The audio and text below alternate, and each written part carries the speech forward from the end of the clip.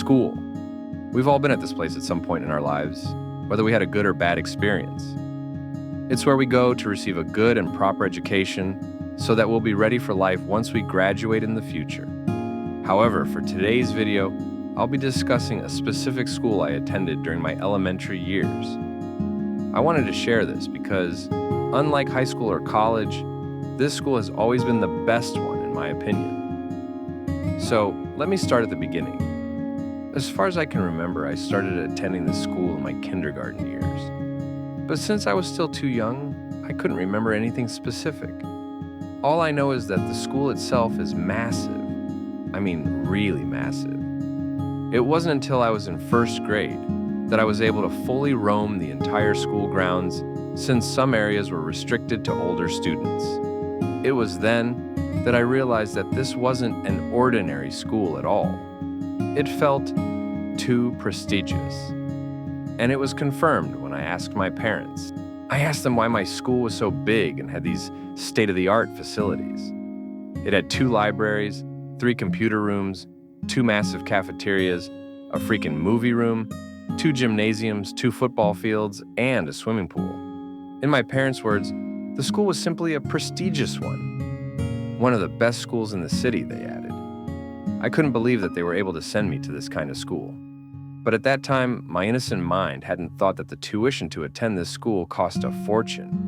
But anyway, because of their hard work, I was able to enjoy my school life throughout my elementary years. And because the tuitions were expensive, it was only natural that the school did its best to provide its students with whatever it could give. The food they serve at the cafeteria is always of high quality. The range was from simple spaghetti or pizza to the outrageous ham and roast chicken. And since the food was served in school, of course, they also had healthy options like vegetables. But let's be real, kids don't like vegetables, so almost none of us would even touch them. Aside from the cafeteria, there were also small stalls that sold simpler foods like chocolates, candies, and sandwiches. These were most sought after during recess, since it was a perfect treat during that time. Nothing too special, but they did fill our bellies a little. Now, let's talk about the libraries. Although not as popular today, libraries were a big thing back then since stuff like smartphones and the internet hadn't even been invented yet.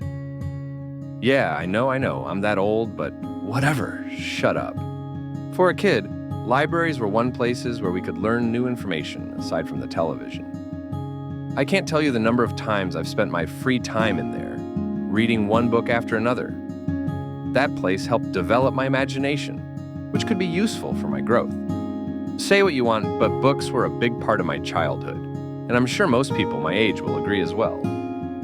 There were lots of interesting books back then, but my 2 favorites were Clifford and Goosebumps. The latter gave me nightmares, but it was all part of the experience. As I mentioned, there were 2 libraries. One was for younger students, while the other was for high schoolers.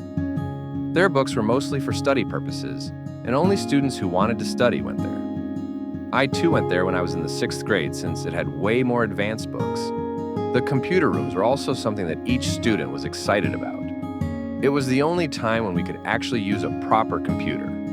Remember, back then, PCs weren't a thing yet, and only families with extra money could afford them. And although these PCs only had educational games in them, it didn't matter to us students. We were just happy that we could play games on them. And even if they were simple games, my friends and I were very competitive, always trying to get the highest score. Aside from the libraries and computer rooms, the school also took special events very seriously. One example is Halloween. Now, unlike in America, Halloween isn't something that the Philippines celebrates. Malls would host costume parties and whatnot, but going from house to house to receive candies wasn't a thing.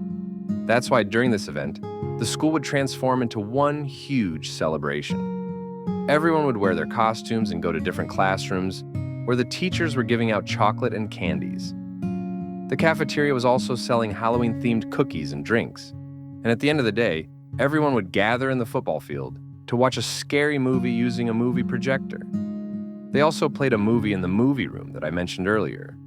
It was like a theater, but a bit smaller, and at least it had air conditioning. I thought to myself, what an amazing school. There's no way they could ever make things better. But I was wrong. I was so wrong. Because during December, the school would celebrate its Family Day, and it was the one day that every student would be waiting for. Family Day is almost a month-long celebration, if my memory is correct. Finals exam would end around the second week of the month, and after that, it's just days of nothing but food, games, and fun. The entire school literally turns into a theme park. I am not joking. The school allowed carnival rides to be set up on the school grounds. And even though they were simple rides like merry-go-rounds and an octopus ride, we kids didn't care. We never thought that we would see carnival rides inside the school. And as if things could get any better, food stalls from famous fast food restaurants would come as well so that students and families could get to eat them. I'm telling you, these were the happiest times of my childhood. And I have no one to thank but my parents. They worked so hard just so I could have this experience. I have nothing but appreciation for them. But as I got to the 6th grade, I learned something terrible. Something that I never thought would happen. Their high school division wasn't accepting boys. So here's the thing. The school used to be an all-girls school, but that changed sometime in the past. But even so, they only accepted girls for high school. My world crumbled when I heard the bad news. I was devastated at first, but I soon realized that it might be for the best. I knew my parents were struggling to pay my expensive tuition, so maybe this was a good thing.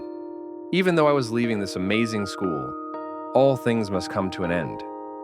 Our class even had a small party dedicated to all the boys who would be leaving. There were tears, but it was a happy celebration in the end. I had many good memories during my time, and I'm happy I got to experience them. Now, here's something funny. Just after I left, the school became co-ed. They were now accepting boys for high school. What the actual fuck?